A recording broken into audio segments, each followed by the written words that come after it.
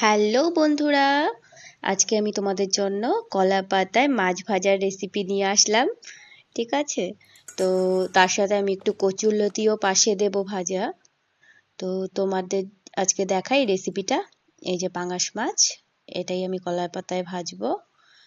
তো পুরো ফুল রেসিপিটা আজকে তোমাদের সাথে আমি শেয়ার করছি। তো প্রথমে একে একে এর মশলাগুলো আমি রেডি করছি। এর তেমন কিছু মশলা না, হলুদ গুঁড়ো লাগবে, তার সাথে 1 চামচ আমি হলুদ গুঁড়ো নিয়েছি। এখানে কালারটা মাস্ট, ঠিক আছে? কালার মানে এখানে যত সুন্দর কালার হবে তত খেতে মজা। তো হলুদ গুঁড়ো, লবণ আর লঙ্কা। লঙ্কা এখানে মানে সত্যি কথা বলতে একটু একটু না, অনেকটা বেশি স্পাইসি হবে। তো যে যেমন লঙ্কা খায়, কিন্তু এখানে যতটা ঝাল দেবে ততটাই বেশি ভালো লাগে রান্নাটায়। তো লঙ্কার গুঁড়ো আর তার সাথে একদম খাঁটি সর্ষের তেল। তো সর্ষের তেলই দিতে হবে, তাহলেই টেস্টটা বোঝা যাবে। তো দেওয়ার পর আমি সব কিছুকে নিয়ে একসাথে মেখে নিয়েছি। সুন্দর করে মেখে নিতে হবে একদম, মানে সব জায়গায় যেন আমার তেল, হলুদ, লবণ, লঙ্কা পুরোটা ভালো করে লাগে। তো আমি সুন্দর করে মেখে নিয়েছি। এবার আমি কচুরলতিটাকেও মেখে নেব। তো কচুরলতিটাকেও মাখতে গেলে আমার সেম জিনিসই লাগবে। তো একটু লবণ দিয়ে দেবে, তার সাথে দিয়ে দেবে লঙ্কার গুঁড়ো,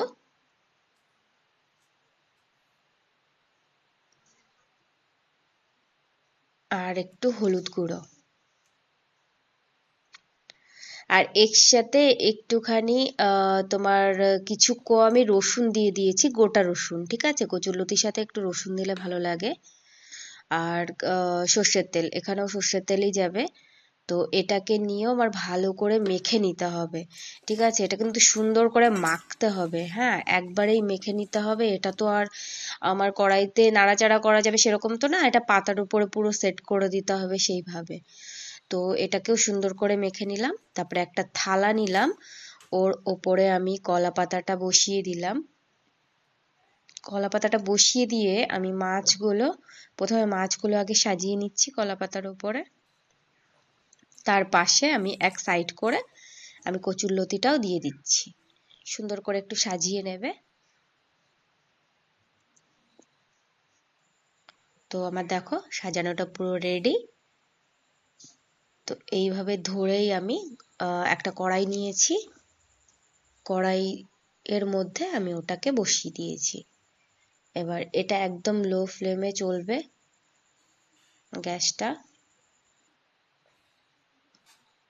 এইভাবে ঢেকে দিতে হবে।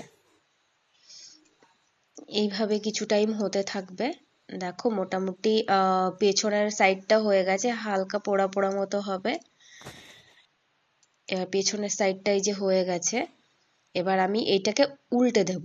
বেশিরভাগ লোকে কলা পাতাটা উল্টাতে পারে না, তো আজকে আমি সেটাই দেখিয়ে দেবো, একদম ইজি। আমি ওর ওপরে পাতাটা রাখলাম, ঠিক আছে, তার উপরে একটা থালা দিয়ে আমি চেপে দিলাম। দেখো একদম ইজি উল্টানোটা, কোনো ব্যাপারই না। তো তোমাদের আজকে আমি দেখিয়ে দিচ্ছি, ওটাকে ধরে জাস্ট এইভাবে একটু সাবধানে, ব্যাস এইভাবে উল্টে দিতে হবে, আর কিন্তু কোনো কিছু না। এবার সব মাছগুলো ওই পাশে চলে আসবে। তো আমি মাছগুলো দেখো সব কিছু হয়ে গেছে। তো এগুলো এরকম করে আমি মাছটাকে হালকা একটু লেগে থাকে তো ছাড়িয়ে নিলাম, আবার কোনো কোনো সময় লাগেও না। এই যে ওইভাবে দিয়ে আবার কড়াইয়ের উপরে আমি বসিয়ে দিলাম। এবারও ওই সেম প্রসেসে চলবে, একদম আস্তে আস্তে চলবে। দেখো আমার কচুরলতি ভাজা কমপ্লিট হয়ে গেছে, আর মাছ ভাজাও। তো বন্ধুরা, কার কেমন লেগেছে একটু কমেন্ট করে জানিও। তোমরাও এইভাবে বাড়িতে বানিয়ে খাও, খুব মজা আসে।